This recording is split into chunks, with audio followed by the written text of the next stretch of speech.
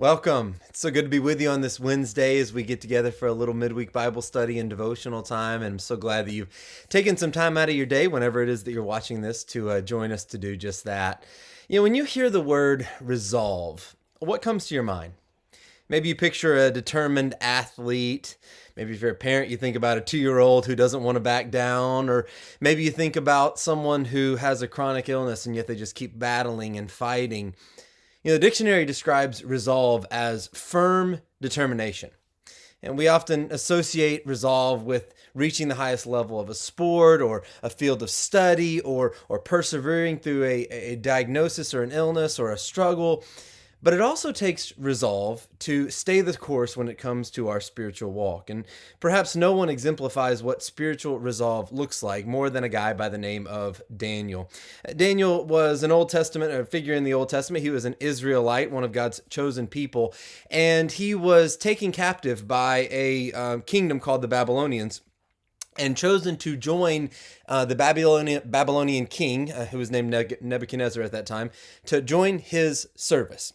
And in this role, Daniel faced pressure to compromise his Jewish standards and to fit into Babylonian culture. And there were some things that happened to Daniel and things that he was forced to do. For instance, they gave him a new Babylonian name. His parents gave him one name. The Babylonian king gave him another. They made him learn Babylonian literature and language and customs. And while those things weren't in line, certainly with Daniel's Hebrew upbringing and culture, they didn't necessarily require him to sacrifice his morals or his values. But there was one thing in particular that they did require Daniel to do, or were planning on requiring Daniel to do, that would compromise those morals and values, and that was to eat and drink food and wine from the Babylonian king, King Nebuchadnezzar's table. You see, in Babylonian culture, they would take the food for the king's court, and the first thing they would do is put it on the altar at the feet of the idol of the king's gods, and when they would take it, or after they would do that, they would take it and put it on the king's table. And everyone who came to that table was publicly expressing their loyalty to the king's gods by eating the king's food. And Daniel said, I can't go there.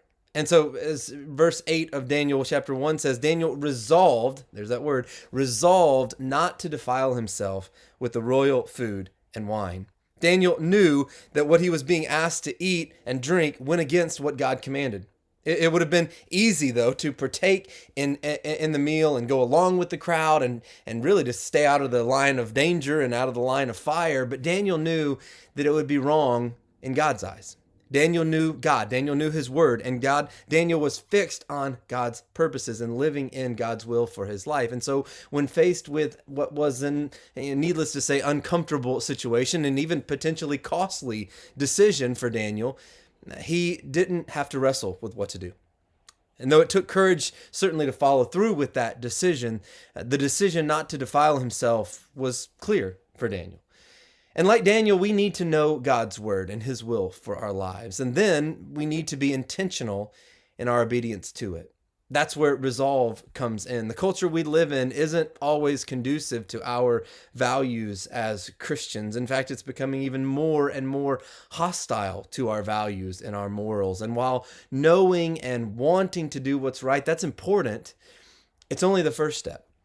We need to resolve to carry out our beliefs even when the pressure is on. And by the way, in the end, Daniel's obedience and faithfulness to God was rewarded not only by God, but even by the Babylonian king. Now, that's not to say that that's always going to be the case, right? Sometimes our obedience and our faithfulness to God is celebrated and respected, and other times it's looked down on by the world, and sometimes it's even met with resistance. But make no mistake, our obedience and faithfulness, while not always accepted or rewarded by this world, is always noticed. This world always takes notice when we live in obedience and faithfulness to God. And most importantly, God takes notice. And you can rest assured that when we resolve to live for him, no matter what it might cost us, there's a reward waiting for us from him. Hope you have a blessed day. God bless.